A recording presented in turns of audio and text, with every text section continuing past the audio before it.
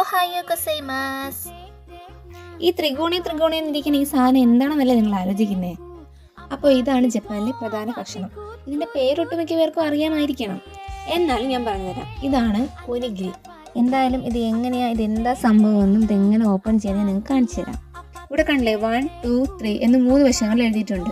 കൂടാതെ സൈഡിലും ഓപ്പൺ ചെയ്യേണ്ട രീതി എഴുതിയിട്ടുണ്ട്. അപ്പോൾ നമുക്ക് അതിൽ പറഞ്ഞിരിക്കുന്ന പോലെ ഇതൊന്ന് ഓപ്പൺ ചെയ്ത് നോക്കാം. ഫസ്റ്റ് 1 എന്ന് എഴുതിയിരിക്കുന്നത് നമ്മൾ പൊളിച്ചെടുക്കുവാണേ. അത് ഫുള്ളാ കവറിങ് മാറ്റിയതിന് ശേഷം അടുത്ത് നമുക്ക് ഈ 2 എന്ന് എഴുതിയിരിക്കുന്ന ഭാഗം പൊളിച്ചു മാറ്റാം. ദെൻ 3. അപ്പോൾ സംഭവം ഇത് ത്രികോണാകൃതി തന്നെ ഇരിക്കേണ്ടത്. ഇത് ഞാൻ പൊളിച്ചെടുത്തതിന് എന്തോ മിസ്റ്റേക്കോ ഒരു പൊതിഞ്ഞതിൻ്റെ എന്തോ മിസ്റ്റേക്കാണ്. അത് ഫുള്ള് പൊളിഞ്ഞിങ്ങ് വന്നു. എന്തായാലും ഞാനത് റെഡിയാക്കി എടുത്തിട്ടുണ്ട്. ഒനിഗിരി പല ടേസ്റ്റിലുണ്ട്, പക്ഷേ ഇതിനകത്ത് റൈസ്, ജപ്പാനിലെ സ്റ്റിക്കി റൈസും കൂടാതെ സാൽമൺ മയോണൈസ് മിക്സും അത് ചേർത്തിരിക്കുന്നത്. അപ്പോൾ ശരി മാതാ.